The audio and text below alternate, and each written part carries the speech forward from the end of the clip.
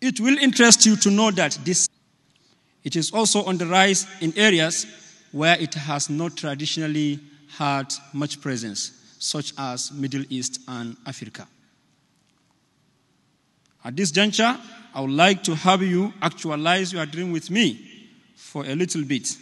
I would like us to really reimagine education. We will have to move from lecture halls to e-spaces. We have to move from books to tablets. We have to move from bricks and mortar school buildings to digital dormitories. Finally, we are looking for government support, investors, and partners to help us improve our business. Thank you for listening.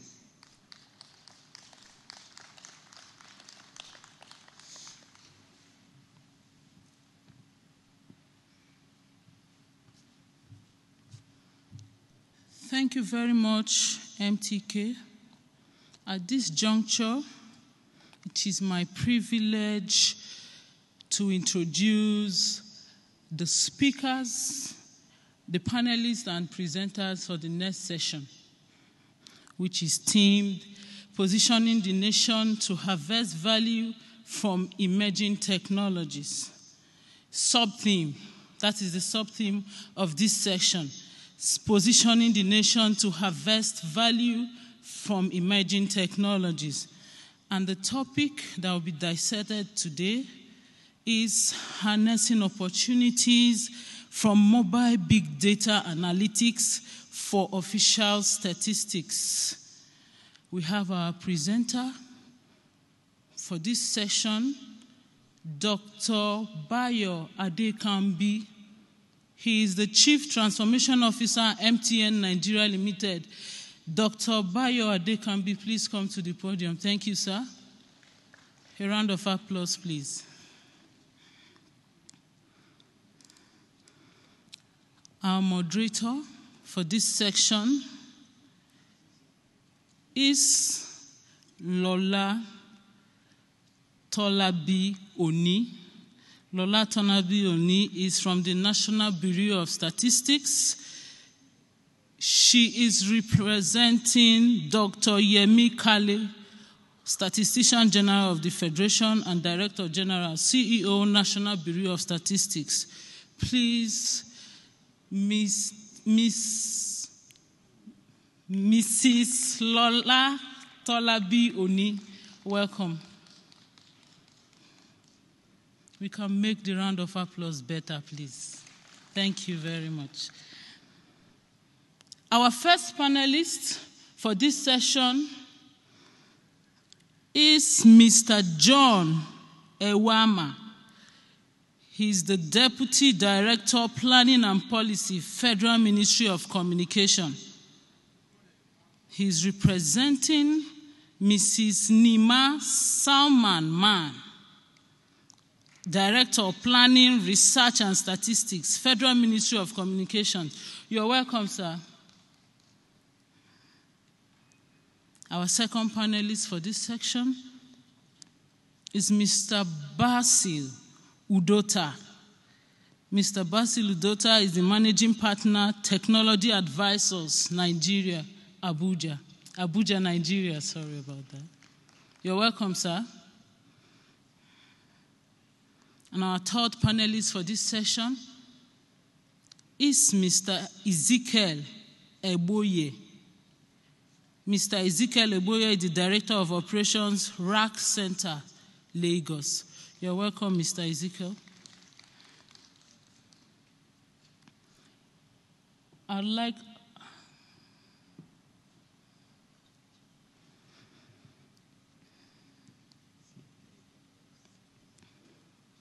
on this note, it is my pleasure to call on the presenter, Dr. Bio Adekanbi, to present his paper.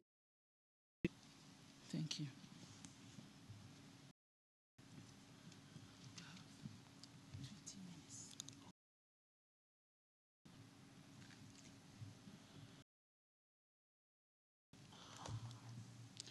Thank you very much.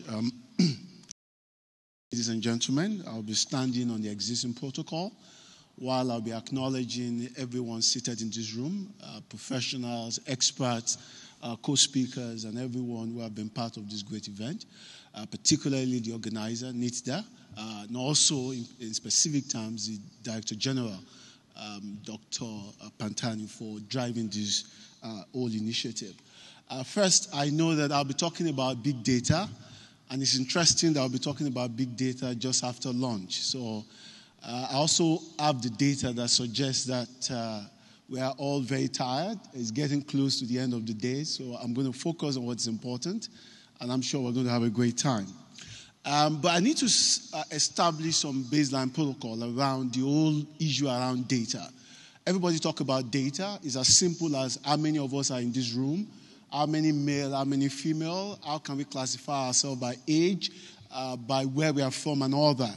We live in an age where data has been described as the new oil, and I'm going to demonstrate to us why we need to begin to take data serious. Globally today, data and analytics is represent as much as $155 billion in global value, and it's going to be about $200 billion by year 2020.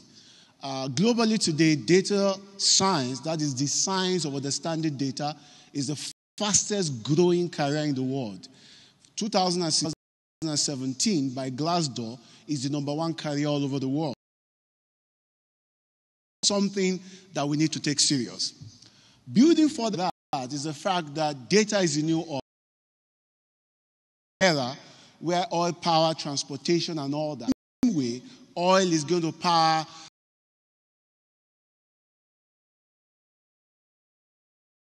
going to drive how we live our life, where we're going to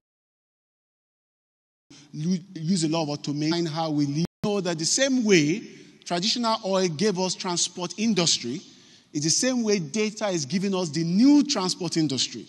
I'm sure you are all aware of things like driverless car, which works purely on algorithms or artificial intelligence, where data are organized into a series of instructions or synthesis and is asked, and is programmed in a way that it can direct a car to read sensors, to read road signs, to read the closest distance to the next car, and then build some intelligence system around the car to drive its movement.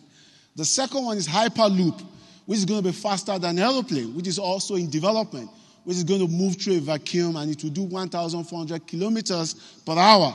That's Elon Musk's great initiative. So data is the new oil, and it's something that is worth looking into. So I'll be talking about big data analytics, and broadly, I'll be looking at general understanding of big data. The idea of big data is that there's so much information everywhere that if it's aggregated together, it can become knowledge. And when it's further aggregated together, it can become a basis for making decisions. And for making decisions, it can give us tangible results. So this whole drawing demonstrates the need that data is only meaningful if it's synthesized, if it is aggregated, and if there's a logic around the understanding behind how we are making inferences. That is the only way data can be applicable. But one point about the data that's important in the whole framework is the individual data. The data that we individually generate on a per seconds basis, because we need to understand that individuals are the biggest generator of data in digital. I'm sure you know that the mobile phone that you are carrying is more powerful. That the power of technology that you carry in your hand, level of knowledge that we sit on. If I look at the most smallest unit of our, we carry so much information that if start to carry the level of information that makes you as a person. So imagine the level of things we drop when we go to Facebook, when we go on Twitter, when you send emails. We help in doing quite a lot of things. And why data is the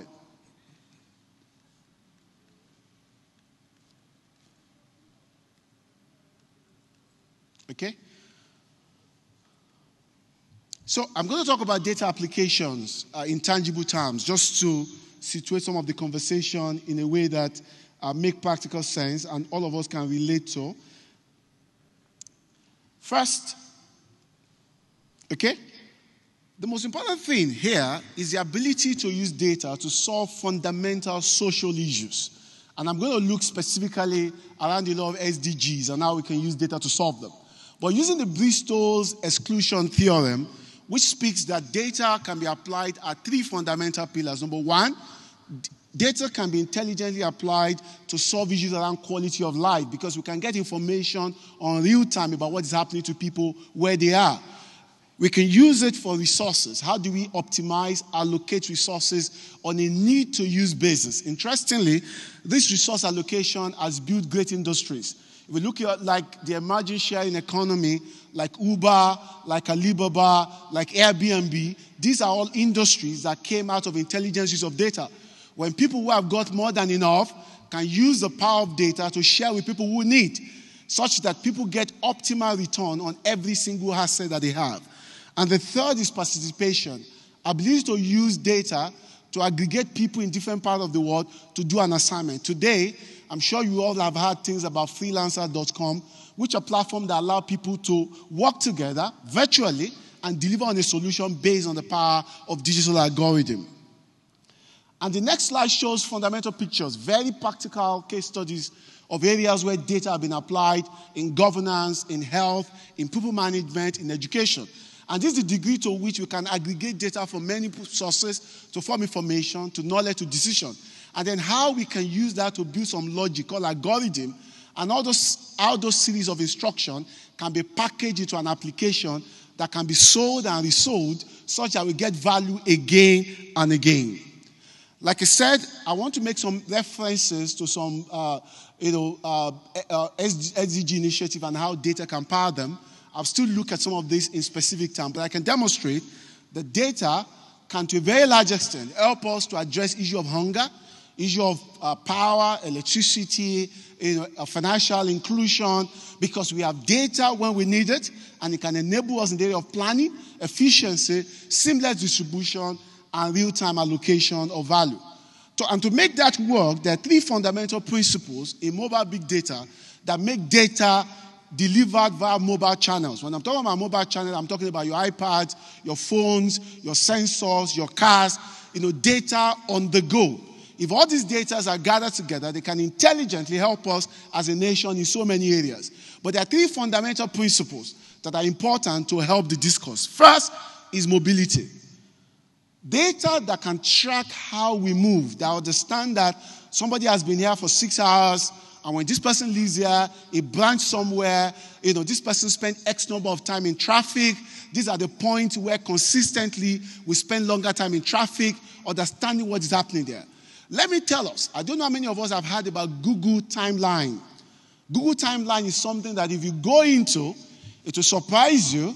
That's going to tell you everything you have ever done since you opened a Gmail account in terms of your mobility, where you have been, how long you stay there, following the recency, the frequency, the amount of time you spent, and the category of people who are in that area when you are there. So you can actually match people who are in certain areas when you are there. That is mobility.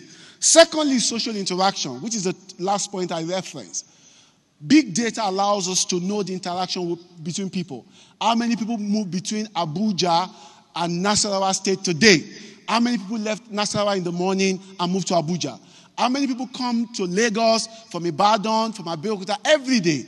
And using that to understand traffic pattern, movement pattern, opportunity pattern, delivery pattern that we can use to drive planning, drive national development, understand where people are moving to. You see people crowded in an area like Victoria Island in the morning. Where are these people coming from?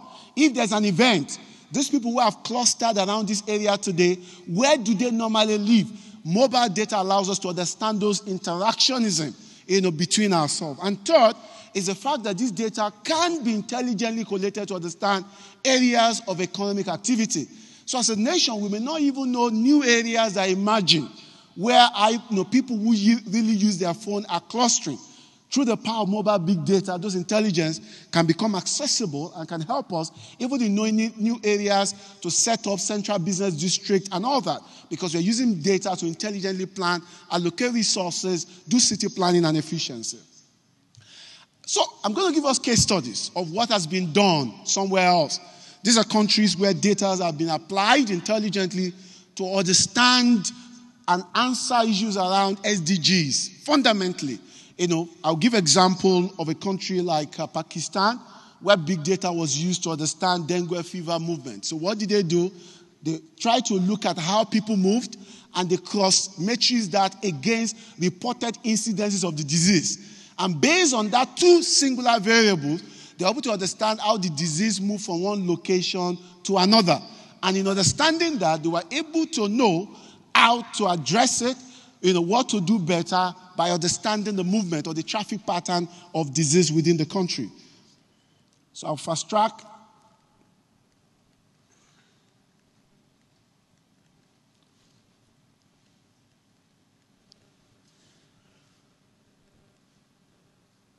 Technical, please, can you help?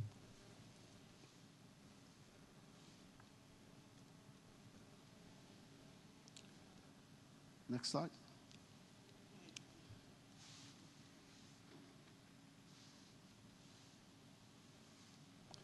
Okay, while we're waiting for them, my next 3 slides speaks to case studies. For example, the emergency situation in Haiti, how data was used to understand how people moved, and how that was used to manage the intervention program and emergency response that was done in that country efficiently, looking at data. Secondly was malaria mapping that was done in Kenya. You all agree with me that Plasmodium parasite live in people. So if I understand how people move, I can literally understand how malaria spreads. So that was done in Kenya, where it was clearly understood where should there be intervention, where are people building immunity. For example, if I establish that people are moving to an area and those people are actually infested, but there is no transfer. So it could be that those people, they are building immunity. And then we can use medical understanding to understand why are people in location A not picking it compared to people in location B. Those are intelligent use of data to really understand the macro. The same thing that was done in Côte d'Ivoire, where big data was used to understand poverty levels, areas where government intervention was needed. And what did they do? They compared mobile phone usage behavior of customers, how much do they use on their phone, activity level, and they extrapolated that against the work that has been done already by Oxford around social index mapping. And they saw significant correlation of about 0.85, showing that if we intelligently apply data, there's so many statistics that we can get that face-to-face may only be a mean of further verification or validation, not necessarily the starting point. We can get some fundamental baseline when we use data. So I go straight to the fundamental applications. Unfortunately, the system is not working, so I'll just talk through it. Now, the fundamental principle driving big data application in solving social problem is the theory of human predictability. There was a work that was done by a professor, Stephen Wolfram. He uses a lot of tools, Facebook analytics, mathematical solutions that he developed, and search engine algorithm.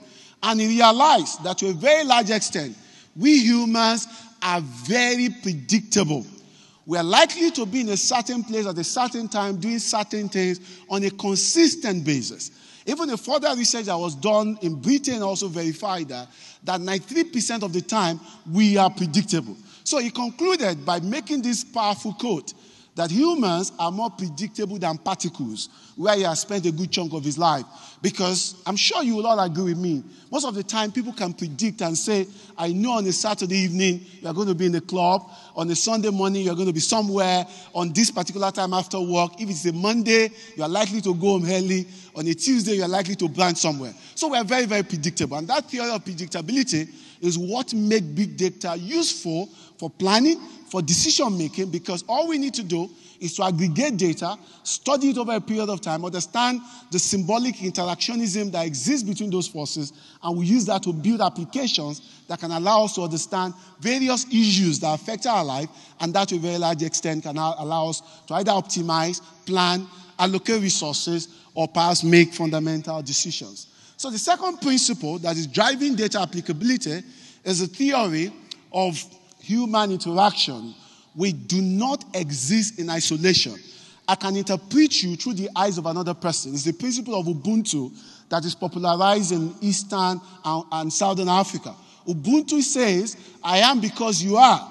We are a people because of other people. So I exist because you exist. So if I understand the nature of the organic solidarity and interactionism that exists between us, I can use that logic to plan, to build proposition, to build solution, because I understand that X number of people will always clutter as location Y at a particular time. And that is why Uber or Google can efficiently use that data to look at street maps and plot what's going to take somebody to move from location A to Y. Is based on clustered behavior, because to a very large extent, we tend to follow that logic. And there was a work that was done called 6 degrees of separation, which further verified my position. It's the fact that the link between you and one unknown man anywhere in the world is just 6 steps. Just imagine one unknown man in Philippines, in Maldives, in Madagascar, in UK, one unknown man that you have never met before. There are only 6 links between you and that individual, which means that somebody that you know will know somebody, who will know somebody, who will know somebody, who will know somebody, who will know that individual. It's called 6 degrees of freedom, 6 degrees of separation, popularized by quite a lot of theorists, Morano, and many other people. So that theory fundamentally says that if I'm able to understand the relationship around you, which I can study by reason of the mobile device that you carry and the information you share, I can, to a large extent, plot the interrelationship that we share, and that understanding can be used for planning, for statistics, for understanding, for resources allocation, and many other things which I've spoken about. So, coming to practical sense, data is as good as the degree of quality, degree of integration. The more the merrier. Our ability to bring data from multiple sources is what makes data powerful. Data cannot be used in isolation. It cannot be linear. We have to use data from transport, plus data from weather, inflationary data, data from private sector must be aggregated together for us to make meaningful decisions that can help and support the hypothesis that was put up. So there's a need for technology. And the other issue there is the issue of security, issue of anonymization. If data is being used for planning, for aggregating opportunity, the people whose data are being used must feel very secure. And the issue of, and I'm sure as we go into discussion, we'll also talk about technology that are required for us to host that kind of data. And that's why it's called big data, because this data we're talking about has a lot of velocity, a lot of speed. These data are voluminous. They are not small data that we write in Excel 1 and 0. They are multiple data, like the example I gave. They come in exabyte, in petabyte, in bronchobyte. They come in high volume. So we need technology to make them happen. So in conclusion, there are many things, many statistics that explains our interaction as a people, resources that are around us that can be better understood if we use mobile big data as a proxy, understanding how people move, how people interact. We can build sufficient intelligence that can be applied in the area of health, in the area of education, for example. How many kids move to school in the morning? How many cars move to a certain direction of school? There's a lot that can be done intelligently using the power of data, and this has cross-category, cross-industry impact on how we reinvent ourselves and position ourselves as a nation that is ready to lead and win in this digital ecosystem. I'll conclude by quoting a statement made by Dr. Yemi Kale about 2 weeks ago at the first Big Data Summit held in Lagos. He said, "Great nations that have made great impact are known by how they use data," which is not different from another statement that was made by a great businessman, Jack Welch, the man who turned General Electric around. He said every business or any individual or any nation has 2 sources of competitive advantage. Number 1, ability to know. Number 2, ability to do. If we know very quickly, we can do. And in doing, we get better and we make this country better for ourselves. So thank you for listening. Thank you very much, Dr. Adekanbi. I'm really happy that you closed with a statement from the Statistician General. He couldn't be with us right now, but he has given me some direction as well. At the National Bureau of Statistics, we're actually quite open to trying to figure out how to use big data, how to use data science for analytics, and just for impact as well. I think for us, we've looked at different ways in which, big data science can be relevant for us, where we can collect information that would be useful for policy. We've looked at some of the areas you spoke about in terms of transportation or tourism or telecommunication. For example, there are many agencies or companies that collect data that we can use to determine how people are moving from one state or one region to another. But for us, I think we also have specific challenges that we're looking at in terms of national statistics. We need to be able to be sure that the data is representative, the data is accurate. If two people have SMS, for example, and they give their grandmother, how do we collect that kind of data, and what is the implication of that? So there are some issues that we've looked at it, and there's some issues that we're also hoping to solve, which is why I'm actually very excited about the discussion that we're going to have today. I think for me, I would like to start with Dr. John Ewama. Like I mentioned, there are a lot of businesses now that are collecting, especially if we're looking at, say, payments, financial technology, that are collecting information about how individuals are using data. What are your ideas about how we can collaborate with this sort of data and incorporate them into a policy framework going forward? Thank you very much, moderator. First of all, let me also thank the presenter for a very enlightening presentation. I want to say that government recognizes the importance of data, knows that this is actually the new oil, as has been rightly asserted here. That's why way back in 2012, government started the Open Data Initiative, through which it wants to open up government data assets as a national resource, which can be used to bring about a new economy that can absorb as many young people as possible. So the issue of importance of data has been squarely recognized in government. That's why, if you also recall, this is in the context of the Open Government Partnership, which the President signed onto in 2015.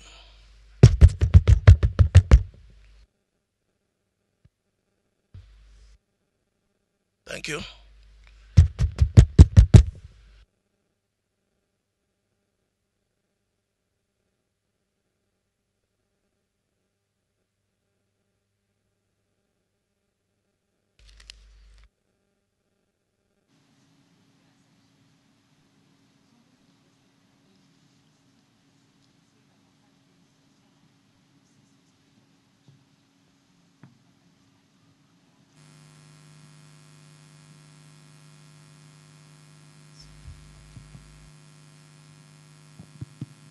Thank you very much. So I was saying that government quite recognizes the importance of data as a big resource for moving the economy forward, particularly as government is interested in moving a lot of people out of the streets in terms of employment. It is believed that Nigerian youth is so much ICT savvy that if we can leverage on the opportunities emerging from data revolution, we'll be able to remove a lot of people out of the streets. And in terms of the specific question you just asked, how we can collaborate, the government is putting in place frameworks that can help open up data. For instance, an open data action plan is in the pipeline, which hopefully, if approved, will be that are lying in the ministries departments and agencies for people who should use those data. What the ministry is doing right now is to build up a framework that will be taken to the Federal Executive Council so that there can be an executive order that will actually put life to the Open Data Initiative, which the ministry started in 2012. Hopefully, through this, a lot of data will be available, which those data scientists and all those other people who understand predictive models can use them to come up with solutions to social needs and social problems. So the ministry is quite willing to cooperate with all the parties that are interested, stakeholders in this area, to make sure that government data assets are opened up for industry to use. So this is what is going on right now, and I can assure you that in a short while, this will be realized in terms of the legal frameworks and the policy frameworks. Thank you very much. Thank you. Thank you very much, sir. I think maybe I have to apologize to the audience because I didn't greet you. Good evening. I think maybe because it's the last panel, we're just eager to get on. So good evening.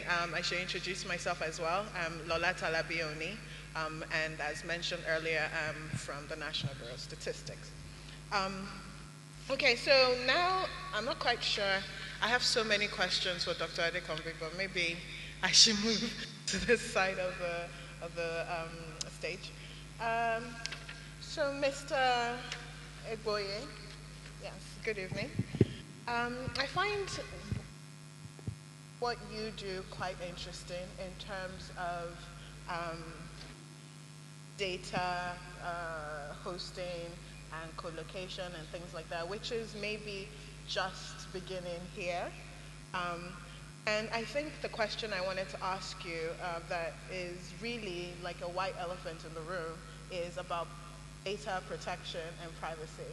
And considering that you are dealing with big data, I'd like to know, what you think are some of the challenges that you see that we need to start thinking about as that industry grows in Nigeria. Okay, thank you very much.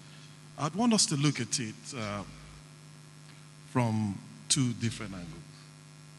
First of all, it's important for us as a nation to understand that for us to have a digital economy, we cannot have a digital economy without having the right infrastructure.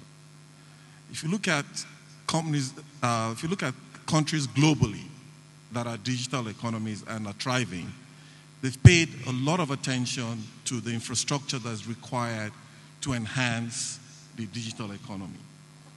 So if we take a step backwards and fully understand what is required, you require to access the data. You're required to store the data. And you're required to be able to interpret the data, to use the data to make decisions. Now, where are the data stored and how are they stored? Data, big data is always stored in databases. Databases require the servers that run the operating system. The servers require connectivity for them to be able to connect to the network and for people to consume those data. All these reside in a data center. And for you to be able to successfully mine this data, you have to have a reliable data center.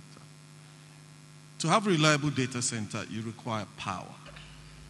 Now, in the country today, we've got lots of challenges. So it's pretty much very difficult for you to run successfully and enhance the environment that is required to sustain the journey. So what are we doing? It's important also for us to understand, if you look back 5 years ago,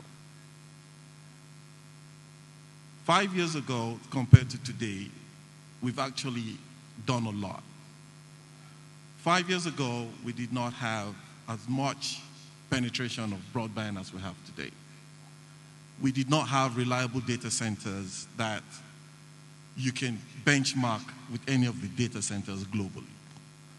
5 years ago, we had computer rooms, and we had data centers that are not reliable. But fast forward today, we've got credible data centers today in the country. And these data centers today can give you the same quality of service that you can get in any of the emerging or advanced countries. It's important for us as a nation to fully understand that and support and encourage the private sector working with the public sector to ensure that we protect and encourage this facility. So now, going back to your question, when we talk about security, it's very important when it comes to security that you have the right security framework in place.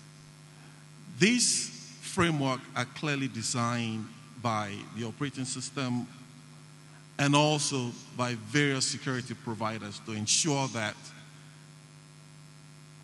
the data, and not just the data, also the environment is well fortified. We fully well understand how cybercrime is thriving, not just in Nigeria, but globally.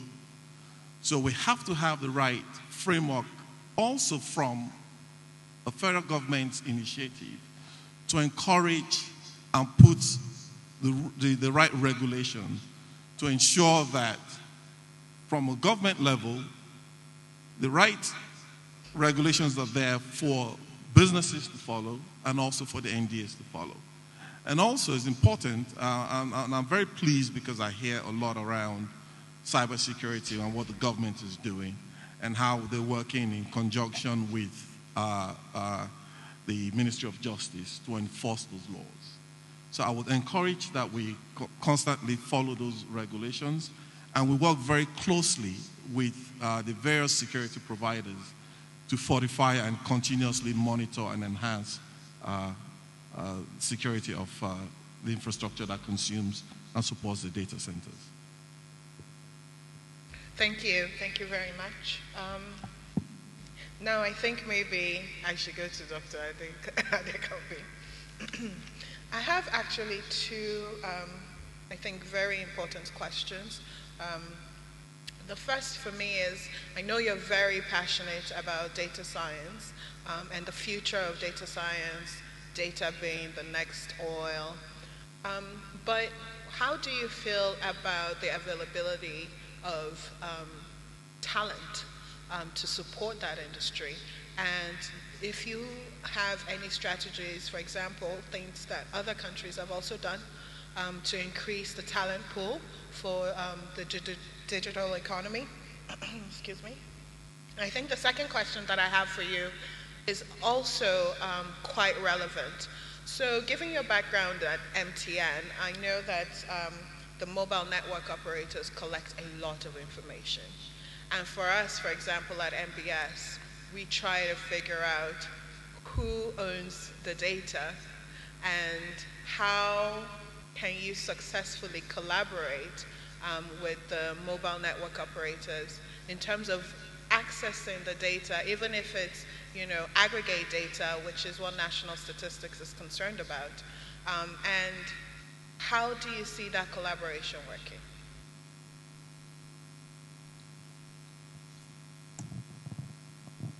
Thank you very much. I think I will start from the second question and then I'll come back to the first question. Now, as you know, MTN is a very responsible and responsive company when it comes to government initiative.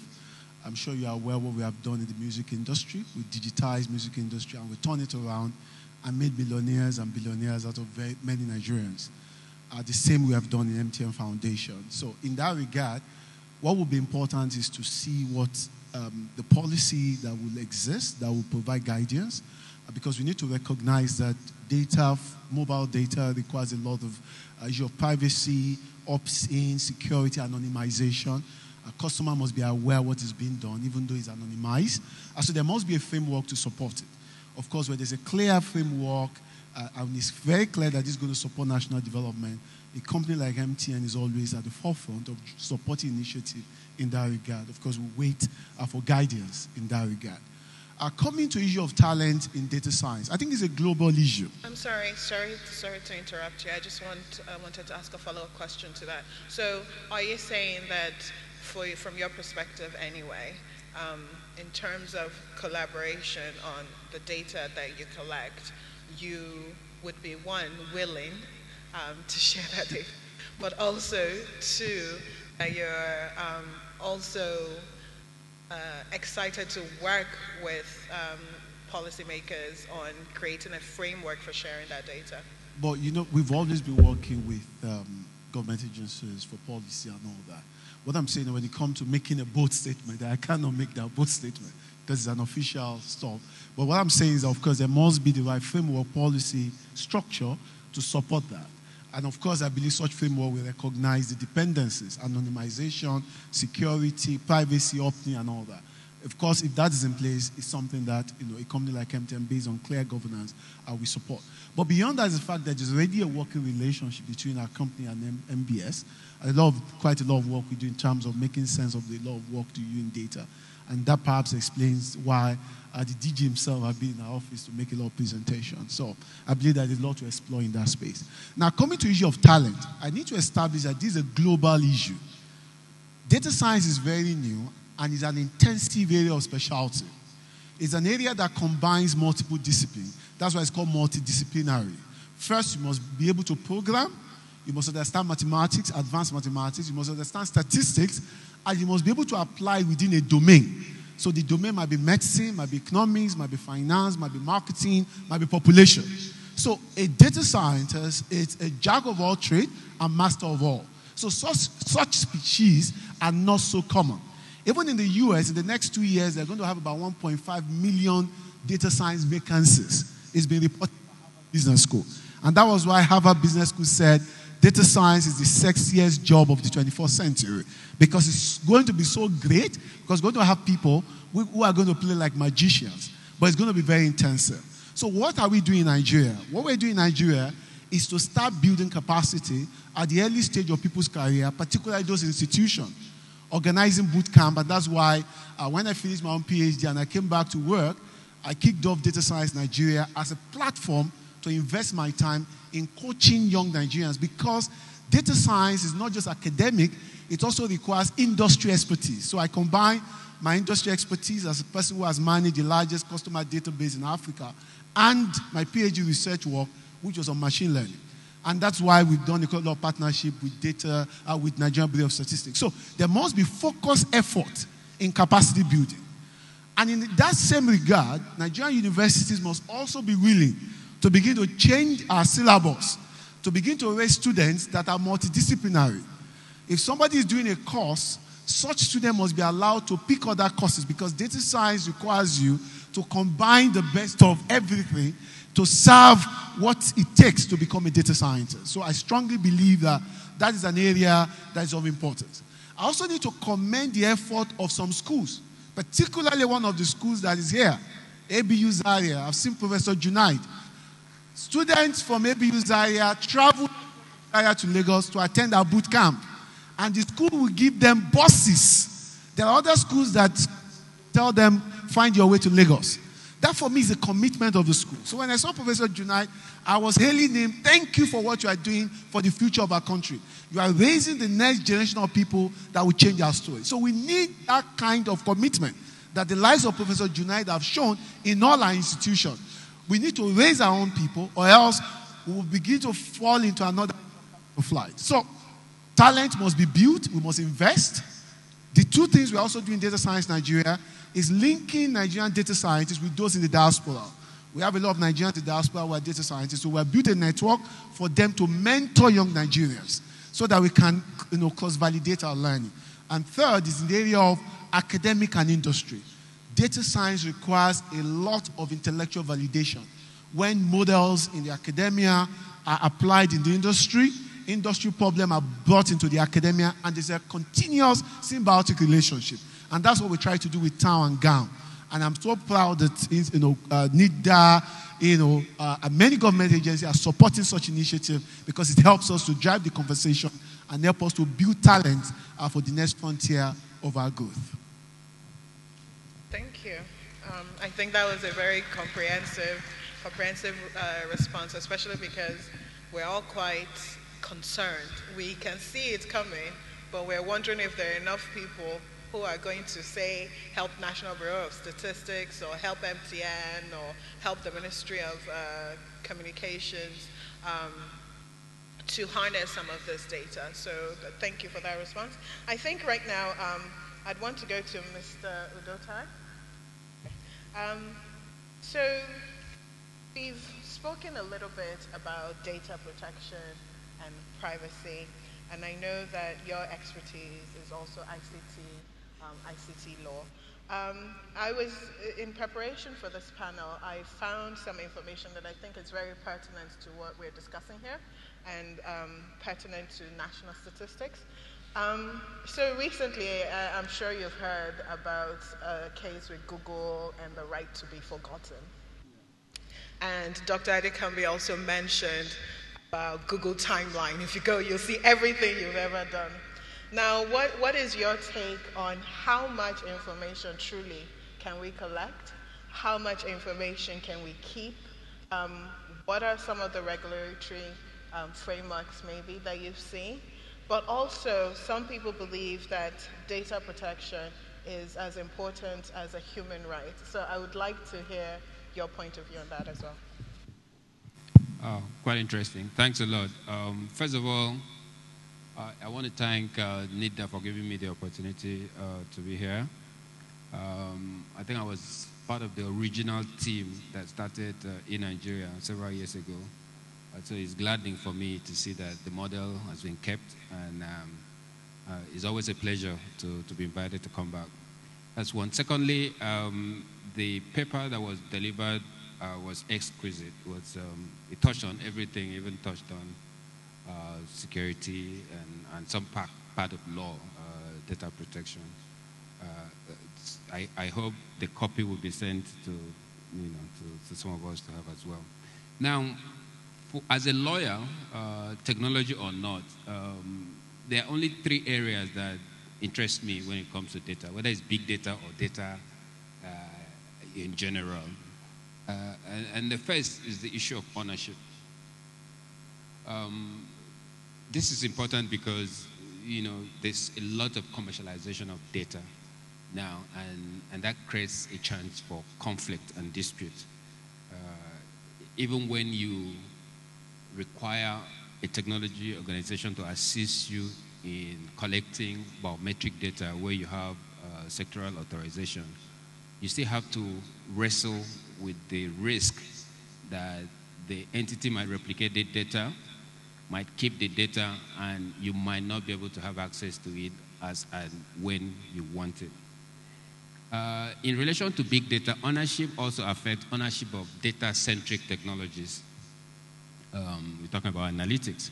So if you're in a country like Nigeria and you're importing a data solution to the country, you're going to be concerned about a patent system, ability to ascribe to you the ownership over that solution. And we know analytics are all software-based. Is software ordinarily patentable and protected under the Nigerian legal system? I think that's an open question. Apart from the fact that our patent law is intrinsically adversarial. So your patent is granted to you without any claim or assertion to the validity of the invention.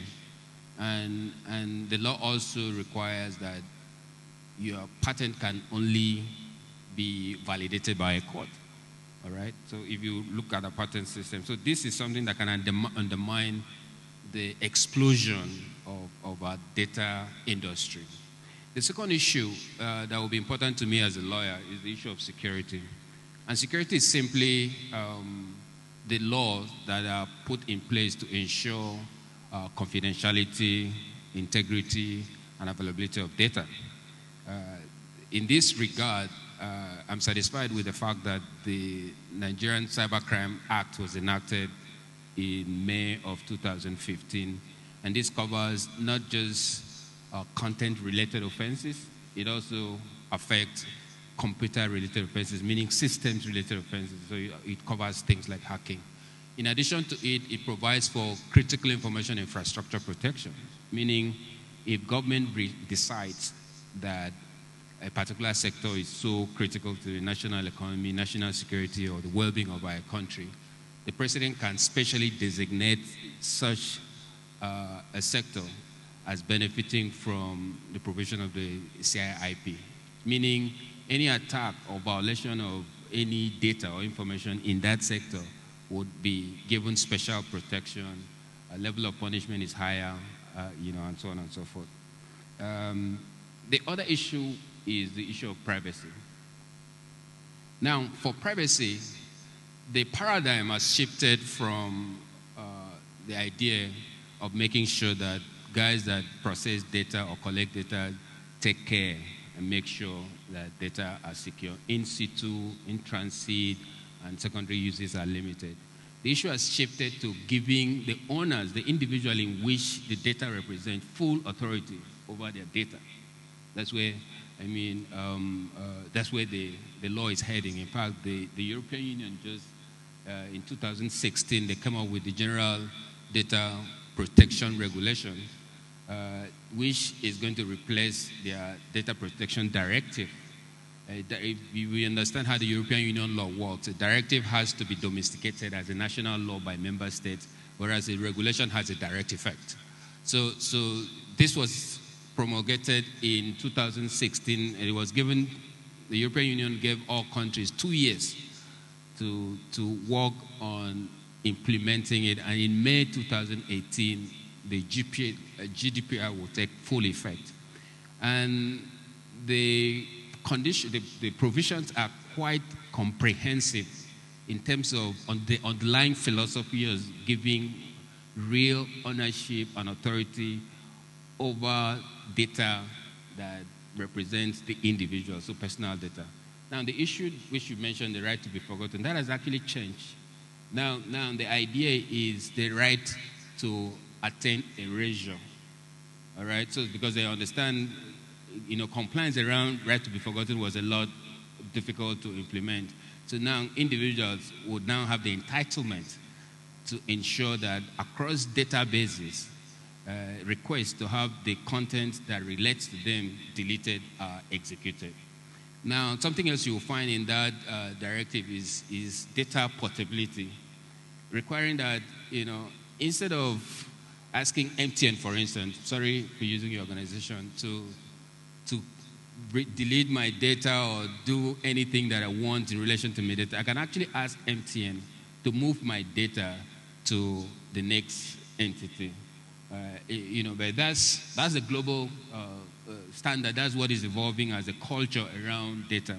But in Nigeria, I mentioned the Cybercrime Act on security, but privacy has had some sectoral regimes.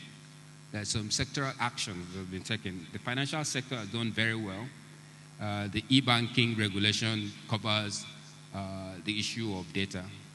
And in almost all the sector regulations, what you're going to find in Nigeria, which is consistent with a global standard, is first the idea that consent or some kind of prior authorization must be given for data to be collected, and that the use to which data is put must not exceed the original justification for the collection, without also going back to the individual to authorize that use.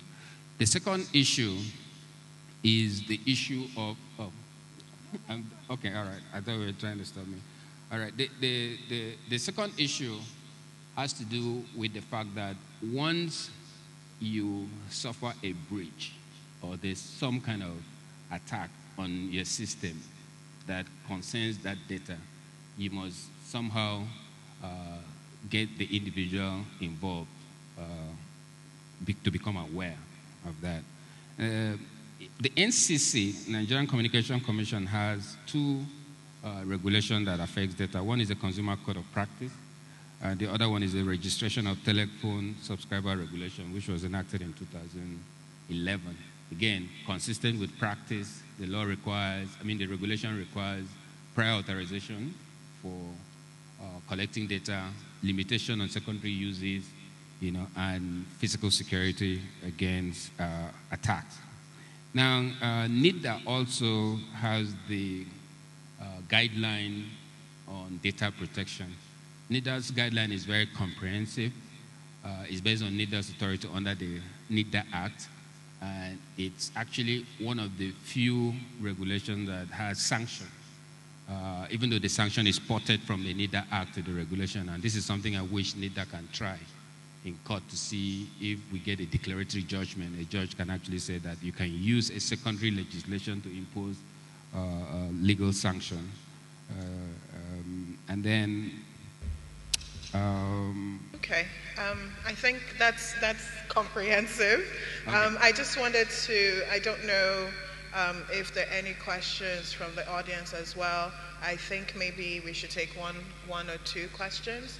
And then after which, the panelists will just have 1 minute to round up and we'll be done.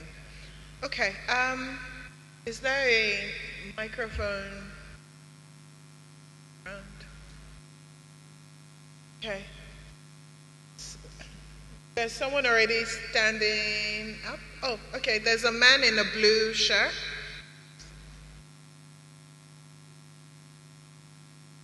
And then from the side, okay, the man that's waving, please, the gentleman that's waving, please.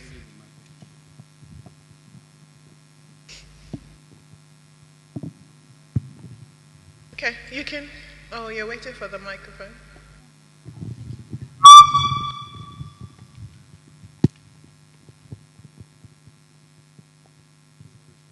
Sorry, please, just keep it very, very brief so that we can take responses and move on with the program. Thank you. Sure. Good evening. My name is Samuel Okwa, and I just when everyone was talking, a whole realm just opened up, and it seems this data thing is more complex than we're actually seeing right now. But several questions just kept popping up, and number one is, who is going to be the supreme authority over this data? Is it the companies, or is it the government? Who's going to have supreme authority over this data? That's number one. Number two, wouldn't this bring back the idea of corporate dominance? Because from the way I'm seeing it and the way he was talking about explaining the analytics thing, which I think I would go back and research a bit more about it, wouldn't this be like whoever pays the bigger money, the bigger cash, would be able to buy more data? Because if you say it cuts across, which it's obvious that it cuts across many industries, won't this reduce, the impact of businesses or people or individuals who can't pay for significant amount of data to use for their intelligence? Because there was this video I watched about trading, and I think there was this technology that came on that whoever got the information about, the price of a particular share some few minutes before the other, company, they traded, immediately bought and sold after some time. And the people who could afford such a technology, they had so much dominance over those who couldn't afford that technology. So. All right, thank you. I think you were asking about ownership of data, yes, and monopolization of data. Exactly. Okay, can we have the next question, please? My name is Benjamin Aduli. I work with O-Mobile Multimedia Limited. My question is directed to Doctor about the open data policy he mentioned that government is working on. It's quite interesting for me because in my opinion, I think government and government agencies are sitting on too much data that the average businessman on the street needs. So my question is, if we want to get more information about the open data policy, even before it's enacted as law or policy, can we have idea of the framework of this being designed so that we can make input? Because I think, first of all, that government data is open data which every citizen has access to. But when civil servants sit on data that an average businessman needs and make you crawl and beg to get it, if there is a framework for that data to be made public, can we begin to push for this so that we can have access to data to work? Thank you. Okay, thank you. I think maybe just one final question. One final question, please. Thank you very much.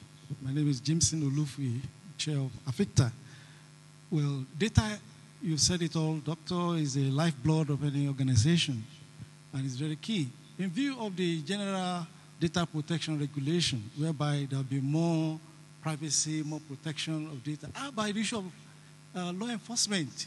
So, jurisdiction issue, how are we going to address that? I think we need to mention that because there are criminals that will just latch on this regulation and begin to perform all those nefarious activities. Okay, thank you very much. I think that's all the time. Okay, I see one woman, and I'm sorry, sir, I'm just going to ask, is it a woman? Are you a woman? No, okay, no, sorry. So we're going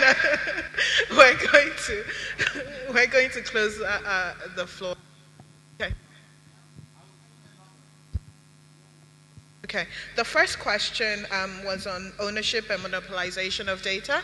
I think maybe Dr. Adekanbi and Mr. Ewela, did I get that right? Ewema, sorry, sir, can take that. And I think the second question was on open data and the availability and accessibility of information on that initiative. And the last question, perhaps I will direct to Mr. Udotai on enforcement and jurisdiction over data law. So first, I need to establish that there is no issue of corporate dominance here. I think we need to recognize that data is the currency of the digital economy. The more data you have, the more data you're able to interpret profitably, the more you increase your economic power. And that's why when you look at the 5 most valuable companies in the world today, Apple, Amazon, Facebook, Microsoft, and Google, they are all data-led companies. Amazon makes 1/3 of its revenue from use of data, what they call recommendation engine. I'm sure you'll have seen a situation when you have bought some things on Amazon, and when you're about checking out, it tells you that people who bought this also bought that, or people like you bought this, and people buy. That represents 35% of their revenue. So there are a lot of businesses, modern day business, will be driven by intelligent use of data. So it's not about dominance. It's the currency of the modern business. The more data you have, the more value you create. The same for us, if so the question we should be asking ourselves, to what degree can we tap into this opportunity and begin to apply locally? And that's why I'm so excited with so many things I've seen at this event. And with deep sense of gratitude, I want to appreciate NIDA for this whole program. I have met people who are doing AgroMate. I'm sure some of us will have picked their flyers. AgroMate, people who are doing AgroAngel. All these businesses are all data businesses because they crowdsource people who have got soil, who have got land, and people who need, and they can breed them via a marketplace. That is another application of data. So the first person who is smart enough to create such platform, like NIDA is promoting these young people, are the people that will take larger share value of the future. I'll give another example. There's a product called Zenvos. It's a farming solution developed by a Nigerian, Professor Ndubuse Kekwe. This product stays in a farm, takes the soil pH, soil temperature, atmospheric pressure, and predicts the best optimal yield that can come from soil A, different from soil B.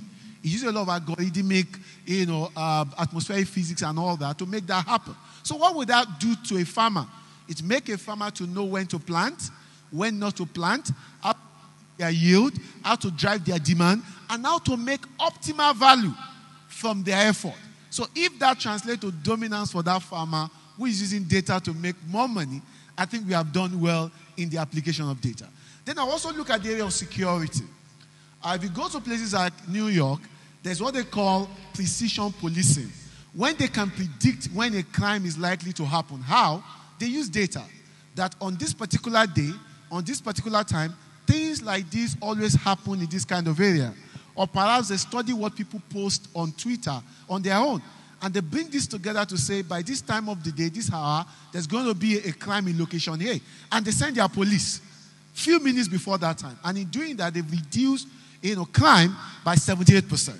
So essentially, if you apply data, instead of seeing this as a corporate dominance, I would say domination of all evils, domination of hunger, domination of lack, and will make this country a better place. So it's still a game of dominance. Thank you. Thank you. Mr. Iwama, please. Yes. I also want to just raise a voice on the government side that government believes that this data revolution is going to spell good for the country because the possibilities are many, as has aptly been highlighted. And therefore, there is no fear in government quarters about creating monopolies out of the data industry, because there will be regulations, there will be the appropriate legal frameworks and policy frameworks to check dominance. What is important is that it is believed that the revolution is welcome and will help the economy, will help in achieving government objectives in terms of employment, in terms of meeting the needs of the people. It could be weather, it could be checking terrorism, and all these other problems that are around the country. So government believes that this will be good omen for the economy. I don't know whether I can take the issue of open data straight Just away. Very briefly, sir, please. Thank you very much. The fear has been expressed about availability and access to information. Actually, that's the principle. That's the basis for open data, that government data assets should be made available, cost-free, in most cases free of licenses, to those who will use them to build and add value to the economy. So the arrangement that is being made is to articulate. Actually, a small survey has been done around the MDAs to see what kind of data that's available, accident data, transport data, and all the rest of them. The intention is to open these up because it is recognized that there are countries that are not even resource-based. They don't have oil, and they are surviving on the data industry. And so the intention is that as part of the diversification process of the economy, data will be one way out. And so that's what is going on. Thank you very much. Thank you very much, sir. I think for me, I'd also just like to add in terms of availability of information. I'm sure you know that there's a lot of information from different sectors that the MBS has collected or collated that are available online on the e-library. I know many people don't know this because every day people ask me, someone asked me today about small and micro enterprises, and there's data online. I had to direct them to that. So there's usually a lot more information, maybe, than we think is available, although there's still a long way to go, definitely. I think the last question is for Mr. Odotai. Please, very, very briefly. Thank you.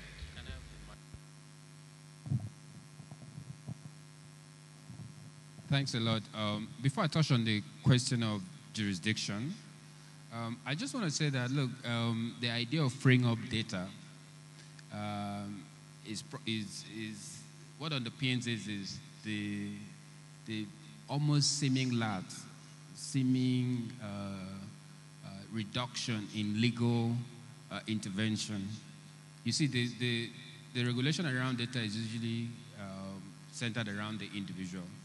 So once you have data that you would have gotten prior authorization from the owner or the person that it represents, and then you have also anonymized what the EU regulation calls synonymize the data, I think it's really free up after that. So I like the idea that our open data initiative is get towards just generally freeing up the data. Of course, you say that if data is a new oil, how come the legal framework is not as rigid?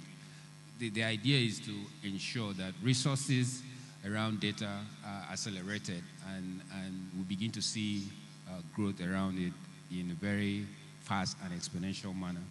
Now, on jurisdiction, you realize that a lot of the data-centric companies making billions of data, are really nimble organizations. We don't have Amazon in Nigeria. We don't have even Apple fully. We don't have, WhatsApp is not here as a company, even though the company that has WhatsApp, has some kind of presence. It's not physical. Facebook is not here. But they've been able to reach our jurisdiction as if they are here physically. These companies are called over-the-top technology organizations. They're OTT, so they are not subject to jurisdictional regulation, so to speak. So it creates a major issue. What governments do is they reach out to them and have town halls. They have discussions. India did it. If you invite them, they will come.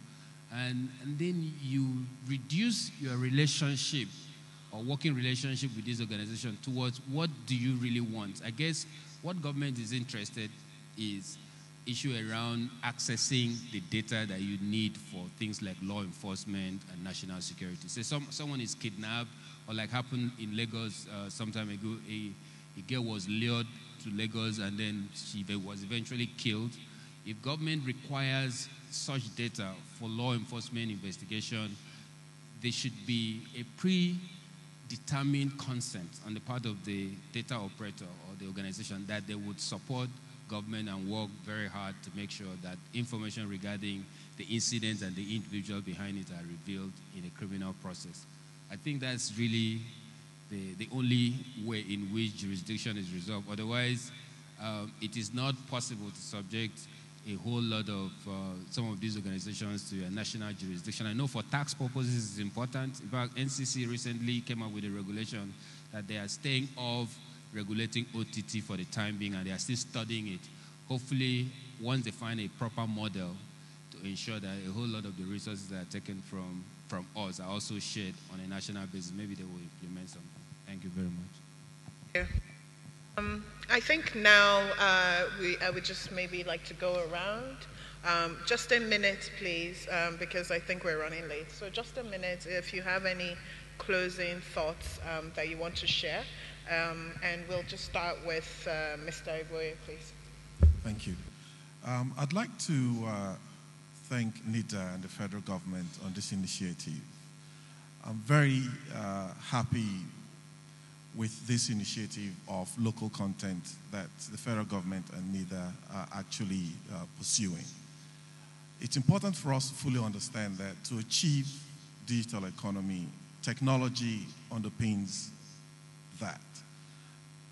And without a data center, you can't have a reliable infrastructure to run the digital economy. The data center industry is a fairly new industry in the country, and I would encourage NIDA and the government to start seeing it as a critical infrastructure, national infrastructure, which is required to move the digital economy forward. And in that sense, it will be appreciated for the government to start looking at concessions that can be given to the industry to grow that industry and to make it thrive and provide the right services that is required. So I thank everyone for attending. My whole point is the fact that commercial relationship around data is contractual. We don't have major legislation around data. So all that we're left is building a consensus between the parties, between government and a private sector technology organization, between government or a commercial entity and someone like Doc, who is very specialized in this area. So it comes down to contract. How you negotiate, how you draft, and how you manage this relationship is what will give you the entitlement to your data, is what would ensure that you can go to the law in terms of the judicial process or law enforcement if those conditions or terms are violated. So the idea is to always use proper legal assistance or counsel when you are negotiating and drafting these relationships, because that's the only way you can guarantee that your objectives are met and realized. Thank you very much. Thank you. Once again, I want to appreciate NIDA for this great event. My key conclusion is in the area of capacity building to address local issues, and the fact that if we're able to build capacity, we can serve our local needs and position this country to become the outsourcing hub for data science in the next few years. Like I said, data science currently today represents $150 billion US, and a country like India is making so much from it. I believe that we're able to scale up our capacity through what I would call industry and academia integration, where robust research happening in academia is applied in industry, and the industry is also bringing their problem to academia, which is something I've practically learned, having a feet in the industry and a feet in the academia, that there's so much we can do together. A recent statistic says that only 0.5% of the available data have been collected or analyzed. So there's still so much. 99.5% are still there to understand, to interpret, to bundle, to aggregate, to interpret, and apply in solving solutions. So there's still so much ahead of us to leverage data as a platform, as a springboard for our development, to lead, to own the emerging digital economy. The future is just in our hand. Let's go for it. Let's take it. A company like MTN is committed to partnering with government, to making this thing happen, and making Nigeria, the hub for data science, either now or in the future. Thank you. Thank you very much. My parting thoughts, I would just like to say that government is committed to making sure that this fourth revolution also happens in Nigeria, and to leverage data science and analytics to bring about value for the entire people of Nigeria. All the necessary legal frameworks and policies will be put in place, and the will is there to carry this out. So this is an assurance to operators in the new economy, the people who are doing analytics, and the data scientists, that government is committed to supporting them and getting value from this revolution. Thank you. Okay, I think it's been a very insightful session, and I thank you all for being here till this time and still being very participatory. I think from the perspective of the NBS, we are excited about the advent of big data, data science, analytics, and I think also what is really, really refreshing and inspiring is that looking at everyone on this panel, there's a general excitement about that industry, about using big data and what it could mean for us and what it could mean for being able to harness data for policy in terms of even efficiency and effectiveness. I would like to thank my distinguished panel over here. I would also like to thank the organizers, NIDA, and I would like to thank you guys as well. Good evening. Thank you.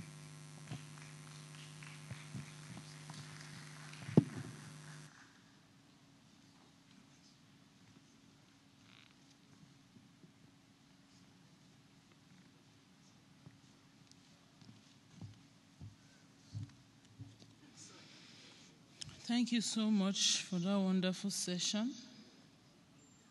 Ladies and gentlemen, please listen to the following announcement.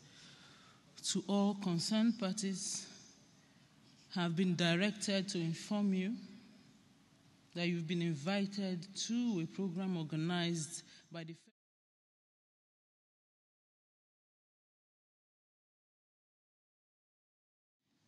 the theme is Harnessing ICT as the main tool for driving the economic recovery and growth plan, ERGP. Venue is at the Bello Kofa Bai Hall, Katsina State Secretariat, along Kanu Road, Katsina State. For more information, please visit our website, their website, www.comtech.gov.ng. You can send emails to Salman ewama.comtech.gov.ng, ewama.john@comtech.gov.ng, olani.bosede@comtech.gov.ng, prsd@comtech.gov.ng. Please, if you are charging your phone at the media session of this auditorium, please see me after now.